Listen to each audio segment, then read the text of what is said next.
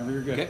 Okay. First off, let's just talk about, before we look back into this championship 24 years later, but maybe just talk about today's round and how all that went for you.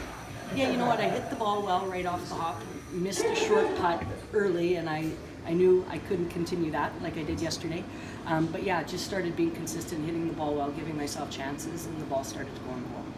Did you have that sense when Carla went into the water that the door was open now, because you had a great shot on 17 and there was the opportunity there for you then to leapfrog her?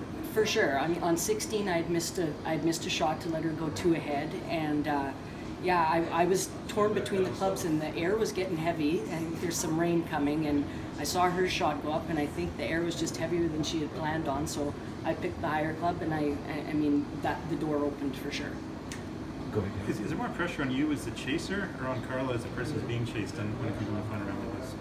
Personally, I'd rather chase. Yeah. I don't know if I could look at my history if I hold a lead well, but I think there's always that little bit extra pressure, right? Because people are expecting you to finish, right? So, and it's one thing when you're chasing within striking distance too, right? In the last couple holes, I mean, those are a couple tough finishing holes. So, like I said, I'll say I'd like to be a chaser today, but maybe next year I'm ahead by 10 and it's okay. So you come into the final hole. Do you flash back at all the 24 years ago when you won this thing? Did that cross your mind at all that you're trying for your second title and it's been a long time since the first one? No, it was more so trying to figure out how to hit the fairway. Mm-hmm. Like that's a pretty intimidating tee shot on that last hole. You got hazard left, you got everything right, but boys were laughing at me because they didn't think I'd hit my driver. But you can't be laying up at that time. So can you compare this championship to the one that you won first? Does anyone mean any more to you, first of all? You know what? Back in '95, I was golfing all the time. Right now, I was competitive, and you were expected to win. I don't think people probably expect it anymore because we're getting pretty old. But it's no. I mean, it's at the end of the day, it's fun to win a golf tournament, however old we are. So why the long wait? You know what? Work, right? Like it's always a juggle between, like even this week, you know, you're finishing up and you're running off to go take a teleconference, and it's always that juggle, right? And unfortunately, I not fortunately or unfortunately, I took the competition didn't mean as much to me anymore, and so I just do other stuff.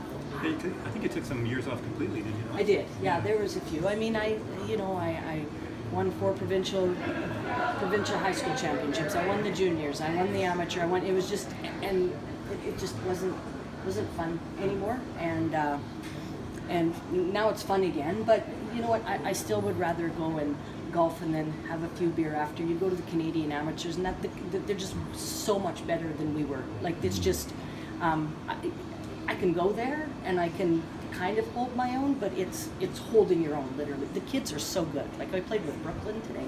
Oh my God, 13 years old. She hits it better than I ever have. So it's a good thing for Saskatchewan, right? Like it's exciting watching these kids, and that's why I don't want to play against them.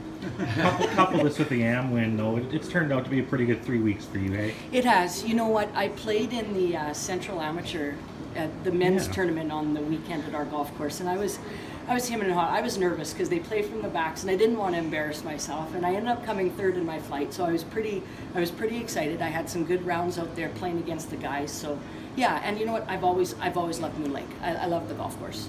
So Two-part question for you here. Compare the two golfers from the one that won the championship 24 years ago to this one. Compare those two golfers skill-wise and maybe the mental side of things as well, because golf is both. Yeah, you know what? It's funny. I've probably hit the ball better as an older person than I can recall as a younger person. But I had better results when I was younger. I was a hothead. So I'm calmer now than I was back then, and I know back then I'd have a bad hole and it would take me a couple holes to get out of that. Now it's like I have a bad hole and it's like, oh well. I remember I was sitting back and I was thinking of Barb Wilson. Like we used to play with Barb Wilson and Danaher and Street and all them. And I remember when I was a junior, I was knocking it 30 yards past them, and Wilson would come up in her golf cart and she'd hit, and I'm like, oh my God.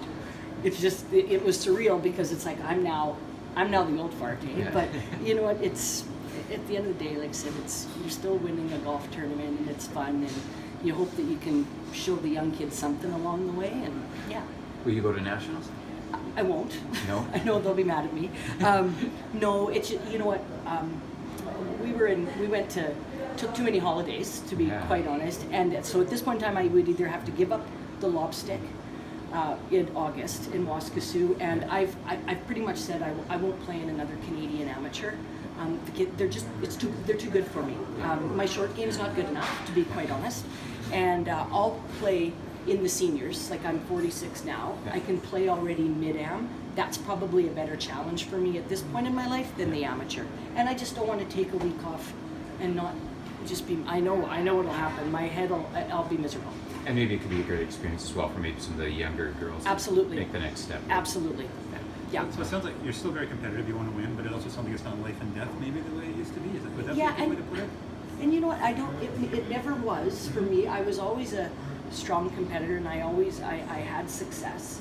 But just at some point in life, other things took priority. I mean, when you're a junior, you're 18 years old, or you're in college and you're home for the whole summer, and you've got 8 weeks off, and your mom and dad are helping you out.